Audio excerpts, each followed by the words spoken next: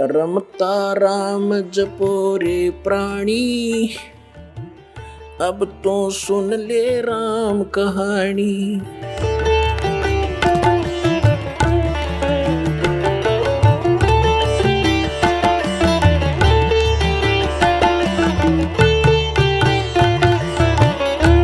परमात्मा क्या कहा करते,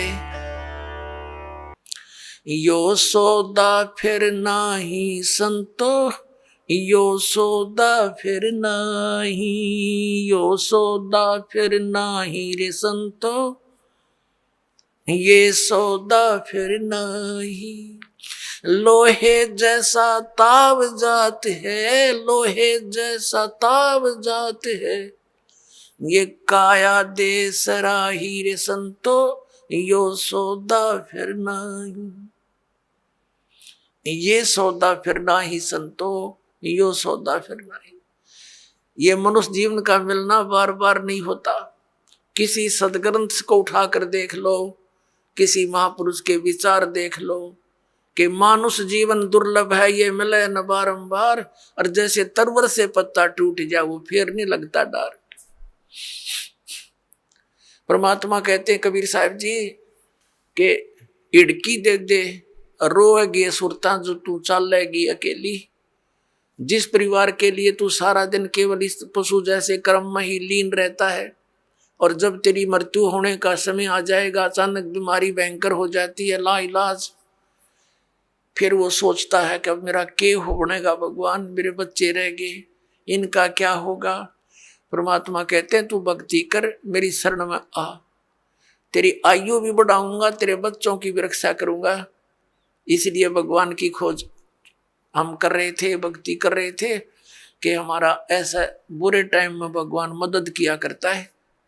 तो परमात्मा कहते हैं तू मेरी शरण में आ, फिर लग ढंग से।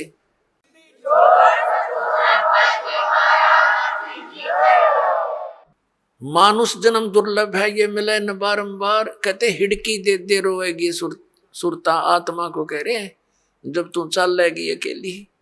जिस परिवार को अपना मान रहा था वो तो यहीं रह गया, तेरी बांह पकड़ के ले जाएंगे यम के दूत। फिर नो कह पछाड़ खा खा रोएगी तू आत्मा, क्योंकि तेरा कोई संभालने वाला होगा नहीं, तेरा भगवान परमात्मा साथ दे नहीं, क्योंकि आपने उसकी साधना की नहीं विधिवत। और यदि आपने सत भक्ति कर रखी है और आपका यहाँ से जाना भी तो है ही सभी ने, लेकिन मालिक आपके साथ खड़ा पाओगा जब कहेगा बेटा मेरे साथ, और यम के दूत दूर हो जाएंगे, एक दूर कति 100 कोस दूर खड़े पाओगे। तो हमने उस दिन की भी अब थोड़ी सी चिंता करनी चाहिए जब संसार छोड़कर चलेंगे। इंसान घर से चलता है और जाने से पहले वो रात के सटे की चिंता पहले करता है कि कहाँ रुकूंगा, कोई धर्मशाला का या कोई रिश्तेदारी का कनेक्शन खोज करता है। और जब संसार छोड़कर जाता है ये कभी सोचता है नहीं अब कहाँ जाऊंगा, आगे कहाँ ठिकाना है मेरा। कबीर परमेश्वर जी ने आके बताया है, आदरणीय गरीबदास साहिब जी को मिले, उनको सचखंड लेकर गए, वापस छोड़े, फिर उनकी महिमा को गरीबदास साहिब जी ने उन्हीं द्वारा दिए गए ज्ञान को इस प्रकार बताया है। आगे गए ना बावड़े रहते भी सब जाही, बिन साहेब की बंदगी कहीं ठोड़ ठिकाना नहीं। जो पहले चले गए हमारे पुरुष वो तो बताने आए नहीं हमारी गिल के बुंडी बनी या अच्छी बनी, और शेष बच्चे ये भी सब जाएंगे, और बिन साहेब की बंदगी यानी परमात्मा की भक्ति बिना कहीं ठोड़ ठिकाना ना। अब परमात्मा कौन है? गीता जी अध्याय नंबर 15 के श्लोक नंबर 16 और 17 में 3 पुरुष बताए, सरपुरुष और अक्षर पुरुष। सरपुरुष ये ब्रह्म है, अक्षर पुरुष ये पर ब्रह्म कहलाता है।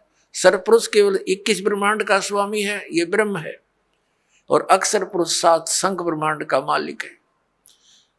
गीता जी अध्याय नंबर 15 के श्लोक नंबर 17 में कहा कि उत्तम पुरुष है तू अन्य परमात्मा इति उदाहरते।